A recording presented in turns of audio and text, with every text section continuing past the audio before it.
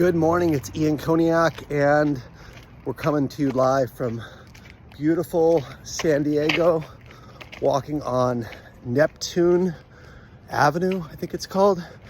We're staying here for a little family vacation. And today's video, I'm going to talk about the number one key to generating wealth. Now, I'm not a financial advisor, a financial planner, or a qualified, financial consultant, but I am an accredited investor. I do own real estate, and I do own, shares of private companies, startups and the like. And I want to just share a couple of my thoughts on this, and it's not what you think, okay? Jim Rohn has a quote, and it says, "If you work hard at your job, you make a living. If you work hard on yourself, you can make a fortune." And it may sound overly simple, but getting wealthy is typically a result of a commitment to self-mastery. When I say self-mastery, what I mean is continually trying to improve yourself in the areas in which you struggle, in the areas in which you truly are very comfortable and you know there's a challenge. So those areas could be financial, for example, getting educated about investing or real estate or asset creation.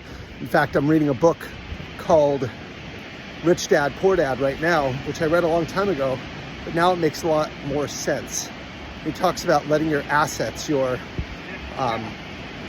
could be your side hustle, it could be your actual money, your real estate investments, whatnot. He talks about letting your assets work for you to the point where they cover your living expenses. I was able to retire because I was able to be in that situation. Now, when I say commitment to self-mastery in sales, what I mean is if you can master sales, and it's funny because Robert Kiyosaki came from selling Xerox machines, similar to how I came from selling copy machines, and he was one of their top Xerox reps in the entire company. And he said the reason he wanted to do so well at sales was to get out of the rat race. He wanted to create enough assets to be able to leave Xerox and run his real estate empire full time. But every single commission check that he got, he would buy real estate. He would stow away. And I think it was 5 years or so that he was able to leave Xerox and run his business full time. I'll show you where we are right now. We're at Grandview Beach in San Diego. It's absolutely breathtaking, epic surf spot. So I share this with you for one reason, in that if you want to create wealth, get really, really good in sales and invest your money. Don't buy the flashy car. Don't buy the fancy house. Don't get house poor. Invest and buy assets that create income for you. These could be stocks. These could be investing in a business. This could be real estate, rental properties. But having that and having your side income become more than what you're making in your day job eventually allows you to leave your day job. And that's what I did. I killed it in sales, especially the past 5 years, so that I could run my coaching business full time without having to stress about money. So I highly recommend Rich Dad, Poor Dad. I'm going to give you one other tip, which is really, really powerful for self-mastery, okay? One thing I do every day is I use what's called an affirmation. An affirmation is something that you tell yourself every day to remind you to show up as the best version of yourself. So for me, every single morning before I start the day, it's posted on the mirror.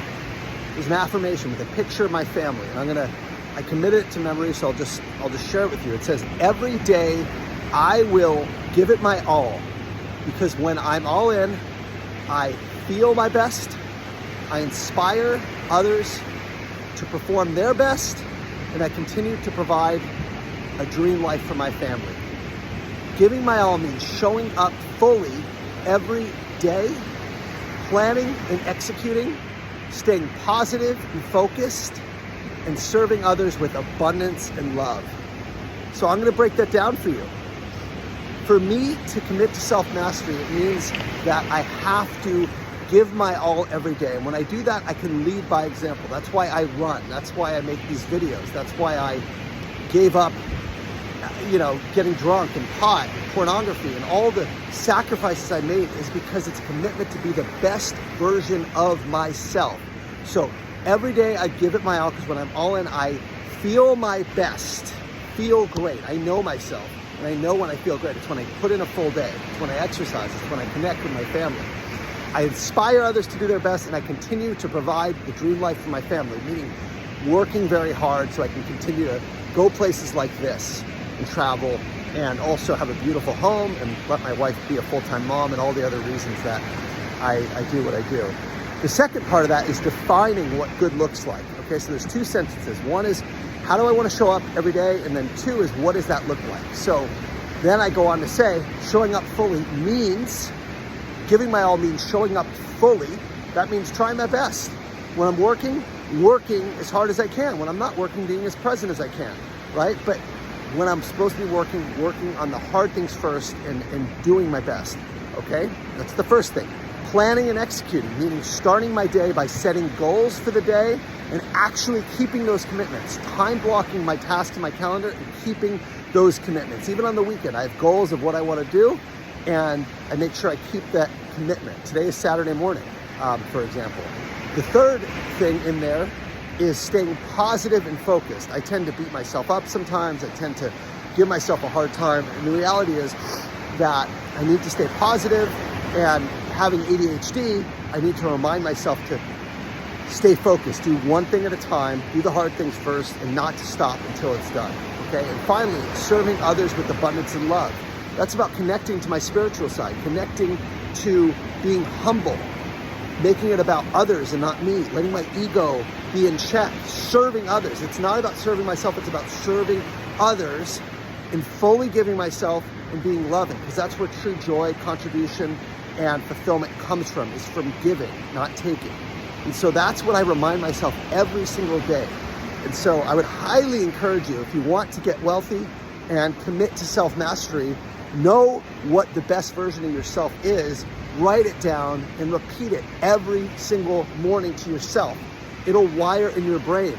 Napoleon Hill talks about this in his book, Think and Grow Rich. He talks about the importance of affirmations and mantras and seeing something before it happens. Visualization is very, very powerful. So those are my tips on wealth, and I will see you guys next week. Have a great week.